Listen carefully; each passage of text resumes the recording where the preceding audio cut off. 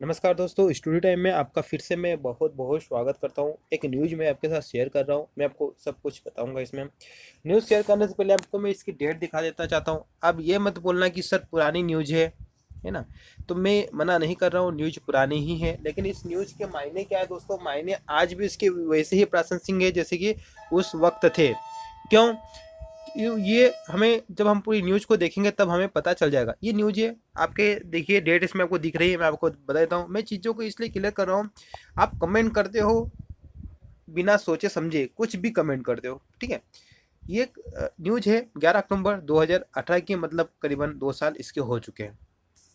News में है आर्थिक शिक्षकों की नियुक्ति पर हाईकोर्ट का बड़ा निर्णय। अब यहाँ पर हाईकोर्ट ने निर्णय लिया था। क्या निर्णय लिया था ये भी हम बताएंगे। मैं आपको बता दूं, आर्थिक शिक्षकों ने मध्य प्रदेश के करीबन बहुत सारे आर्थिक शिक्षक, 700-800 आर्थिक शिक्षक थे। उन्होंने याचिका दायर की थी नियमितीकरण को लेकर, और कुछ और इशू थे। उन्होंने किन किन पॉइंट पर याचिका दायर की थी, अब 2 साल हो गए दोस्तों, उसके पूरी स्पेशल बात हमें अभी नहीं पता। लेकिन कुछ चीज़ें है कि नियमितीकरण और शिक्षकों में स्कूलों में ज्वाइनिंग के संबंधित कुछ याचिकाएं गई थी, है ना। कुछ नहीं, बहुत ज़्यादा मात्रा में गई थी, और उन सभी याचिकाओं पर सुनवाई एक साथ हुई थी। हाई कोर्ट ने एक साथ सुनवाई की थी। क्या है पूरी न्यूज़ हम पढ़ लेते हैं। तो आप सबसे रिक्वेस्ट है, अगर आप चैनल पर पहली बार आए तो चैनल को जरूर सब्सक्राइब करें। एक बात और मैं क्लियर कर देना चाहता हूँ दोस्तों, ये वीडियो के सपोर्ट के लिए नहीं, और न किसी को ऐसा नहीं कि मैं किसी को सपोर्ट कर रहा हूँ, किसी को नहीं सपोर्ट कर रहा हूँ, ये नहीं। ये न्यूज़ है, न्यूज़ के हिसाब से आप लीजिए, जो है वो मैं सिर्फ शेयर कर रहा हूँ। मध्य प्रदेश हाईकोर्ट ने गुरुवार को, ये उस वक्त की बात हो रही है 11 अक्टूबर, तो मतलब कि ये होगा आपको 10 अक्टूबर की। मध्य प्रदेश हाईकोर्ट ने गुरुवार को अतिथि शिक्षकों की याचिका पर अपना सुरक्षित फैसला सुनाते हुए कहा कि बच्चों को निःशुल्क एवं अनिवार्य शिक्षा का अधिकार अधिनियम 2019 के तहत श्रेष्ठतम संभव शिक्षक से शिक्षा ग्रहण करना छात्र का अधिकार है। छात्र का अधिकार है कि श्रेष्ठ शिक्षक से शिक्षा ग्रहण करे।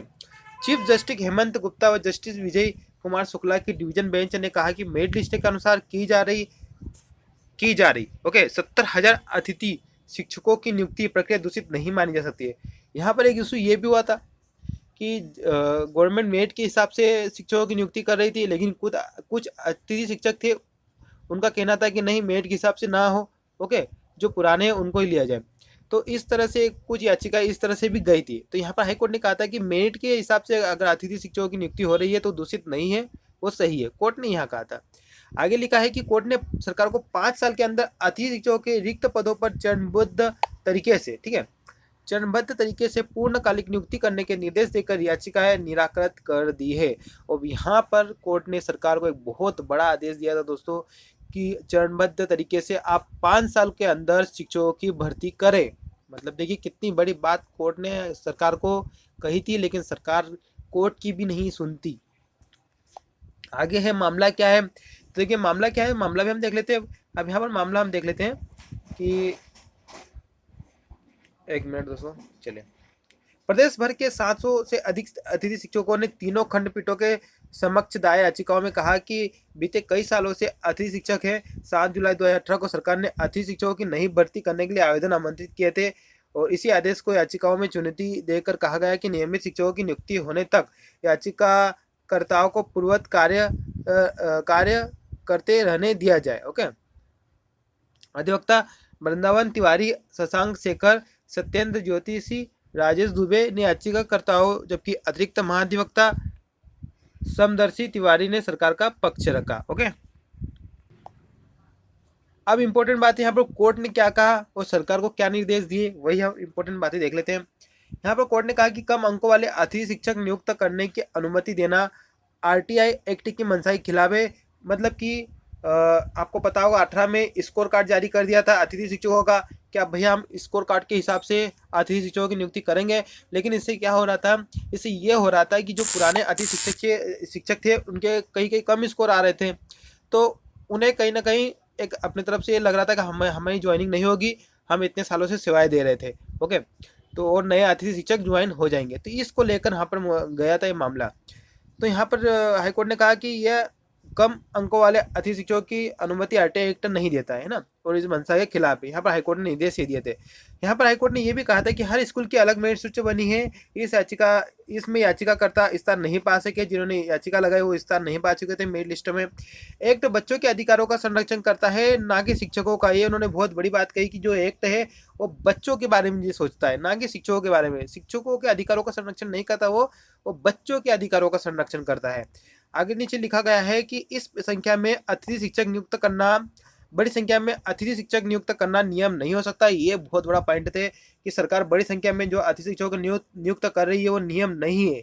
ओके, यहाँ पर ये हाई कोर्ट ने कहा, मैं नहीं कह रहा हूँ। आगे लिखा है अतिथि शिक्षक 3 कालखंड जबकि नियमित शिक्षक पूरे कार्यदिवस पढ़ाते हैं। वेतन समानता का दावा अनुचित है। एक ये मुद्दा भी लगा था वेतन समानता का, तो इसको भी अनुचित कर दिया। अब यहाँ पर हाई कोर्ट ने सरकार को क्या निर्देश दी वो भी बहुत इंपॉर्टेंट है, लेकिन सरकार कहाँ किसी की सुनती है दोस्तों? किसी की सुनती है क्या? नहीं सुनती, सिंपल सी बात है। हाई कोर्ट की भी नहीं सुन रही है।